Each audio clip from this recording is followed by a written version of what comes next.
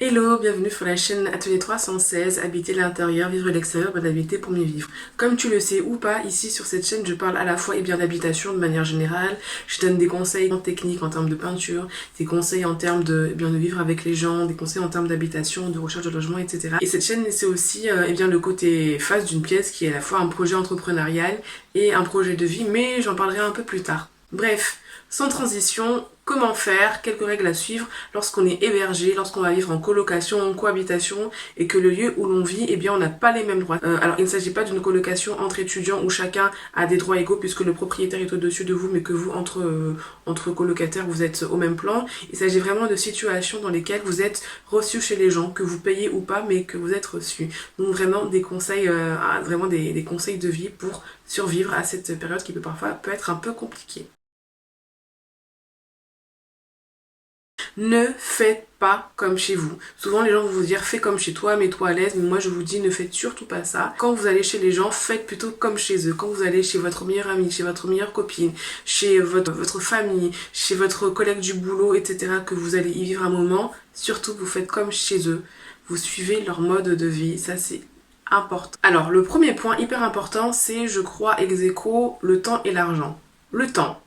Quand vous êtes accueilli, hébergé à titre gratuit ou onéreux, rappelez-vous que cela doit être temporaire. Donc déjà, soyez clair lorsque vous rentrez dans le logement de dire que moi je suis censée rester tel temps, telle date butoir, telle période butoir et qu'après cela, voilà. C'est très important d'être clair sur ça déjà parce que pour vous, ça va vraiment vous motiver à trouver le logement qu'il vous faut. Pour la personne, ça va être au clair parce que les gens parfois ont tendance à dire reste autant que tu veux, mais c'est faux en fait. Au bout d'un moment, quand on vit chez les gens, c'est pas facile. Après, ça dépend des personnalités. On a des personnes qui peuvent, chez qui vous pouvez rester toute leur vie, il n'y a pas de problème, mais c'est quand même assez rare. Donc, c'est important que vous ne fassiez pas du squattage, entre guillemets, un petit peu, de manière implicite, mais qu'au contraire, vous-même dans votre tête, vous êtes au clair avec vous-même, que vous êtes motivé à trouver autre chose parce que je rappelle qu'être hébergé c'est une solution temporaire. L'appartement ne vous appartient pas, le logement ne vous appartient pas, donc vous n'êtes pas censé rester ici comme ça, comme une énième personne qui n'était pas entre guillemets inclus dans le contrat de base.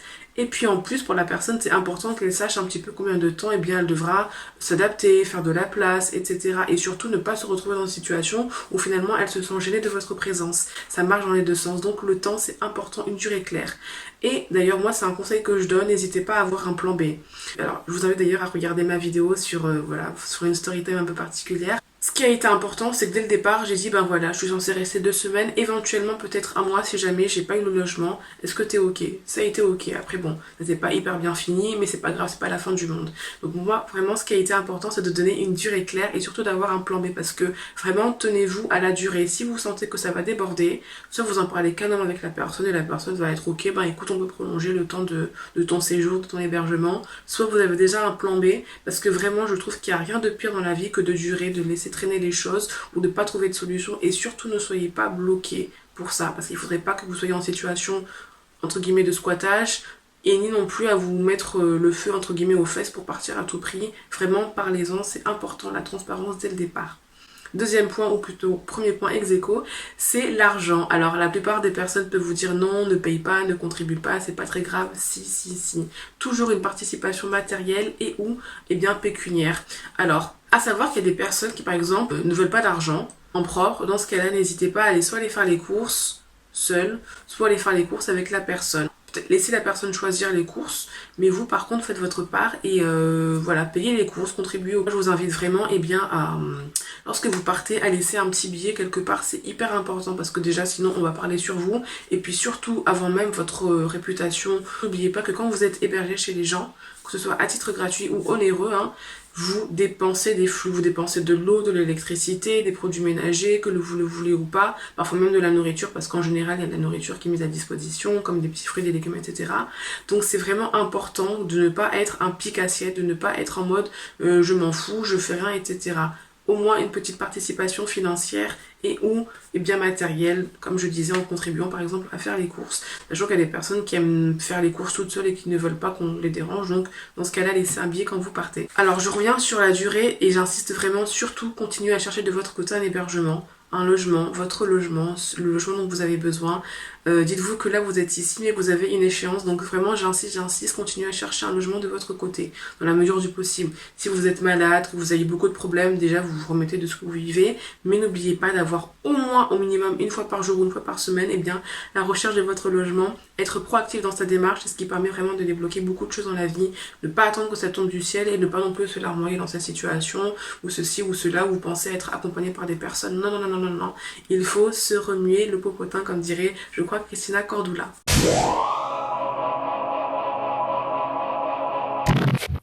Vraiment, comme je dis, faites comme chez eux.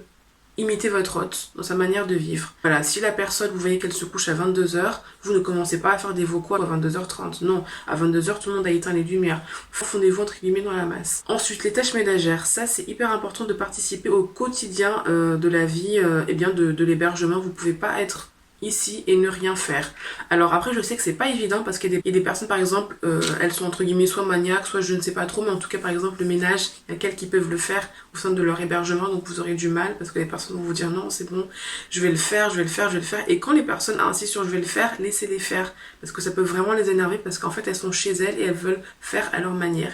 Pareil pour la nourriture, il y a des personnes, alors je sais pas si elles ont peur que vous le jetez un sort ou je sais pas quoi ou que vous fassiez mal à la cuisine, mais il y a des personnes, vous pouvez être le meilleur gourmet de la terre, il y a quelques qui font la cuisine, qu'elles vont manger après. Donc si les personnes, vous voyez qu'elles ne mangent pas trop votre nourriture, qui a beau être excellente, et bien plutôt que de faire le cuisinier, improvisez-vous et bien un commis de cuisine, faites la vaisselle, ça c'est hyper important, on fait la vaisselle, c'est le minimum, on débarrasse la table, les personnes vont jamais dire vraiment non en fait, ça c'est toujours très important de participer un minimum aux tâches ménagères. Alors du mieux possible, il ne faut pas non plus s'imposer et dire je veux le faire à tout prix si vous voyez que les personnes sont réticentes, mais il y a au moins quelque chose que vous pouvez faire, c'est vraiment soit faire la vaisselle, soit débarrasser la table, soit faire le ménage, en tout cas votre ménage après avoir utilisé la salle de bain ou quelque chose comme ça. Restez clean, vous ne laissez pas de traces. Et si vous voyez que les personnes sont extrêmement maniaques, les choses que vous pouvez faire, c'est de vraiment bien gérer votre espace intime. Donc comme je vous le dis, ne faites pas comme chez vous. Comme chez soi, on a l'habitude par exemple de ne pas faire le lit, mais si vous êtes chez quelqu'un, faites votre lit. Même si la personne n'a peut-être pas forcément rentré dans votre chambre ou dans l'espace qu'elle vous prête, faites votre lit vraiment. Soyez propre. On se laisse aller, j'aurais autant si la personne a un petit peu du laisser aller, chill et tout, c'est pas très grave. Et franchement, même si vous êtes tombé sur quelqu'un qui est un petit peu chill, relax et tout, moi je vous invite vraiment à faire le contraire, à être organisé, à être rangé, c'est hyper important. Laissez une bonne image, une bonne odeur de vous, que personne n'ait rien à vous reprocher. Donc vraiment, ces conseils de colocation, d'hébergement, vous allez vraiment voir une différence entre le dehors, de ce que la personne semble être, et à l'intérieur, comment elle est vraiment. Franchement, on n'est pas du tout pareil, ou alors en général, on voit quand même qu'il y a des différences quand on est dans l'intimité des gens. Et bien, la manière de vivre, la manière de parler, la manière de se sentir à l'aise. En fait, quand on est chez soi, on est vraiment dans une intimité. Autant quand on est en société, quand on est dehors, quand on est à l'église, quand on est au restaurant, quand on est au travail, etc. Dans toutes sortes de situations extérieures à soi, à son intimité quotidienne, on est quand même assez différent, on se retient, il y a des codes, etc. Mais quand on est chez soi, on est chez soi. Si on est râleur, on sera râleur fois 1000. Si on est fainéant, on sera fainéant fois 1000. Donc vraiment, moi ce que je vous invite, c'est à donner le meilleur de vous-même, à vraiment ne pas hésiter à parler aux gens si vous avez des difficultés, soit financières, prévenez-les dès le départ, pas de surprise, oh non je ne peux pas payer. Et surtout, au niveau du temps, ça c'est hyper important, encore plus le temps que l'argent, c'est avoir une deadline, je reste tant de temps. Et si vous voyez que les choses se gâtent, vraiment, je vous invite à en parler calmement, mais en toute transparence, c'est hyper important. Donc voilà, ce sont des conseils extrêmement simples à retenir, toujours une participation matérielle ou financière que vous laissez à la fin de votre séjour. Participer du mieux possible aux tâches ménagères, sachant qu'il faut s'adapter aux personnes. Certaines personnes sont extrêmement maniaques, elles aiment faire les choses elles-mêmes, et ça c'est quelque chose qu'il faut savoir gérer. Il ne faut pas, c'est vraiment important de prendre en compte les habitudes de la personne, de faire votre part sans trop en faire, sans trop non plus être envahissant. Il faut des fois vouloir bien faire, on en fait trop et ça c'est pas bon du tout. J'espère que cette vidéo t'a intéressé, qu'elle a vraiment donné des conseils, et si tu hésitais à faire certaines choses, n'hésite pas à me laisser en commentaire des questions, des remarques, etc. Je vous dis à très vite pour une prochaine vidéo. Shalom!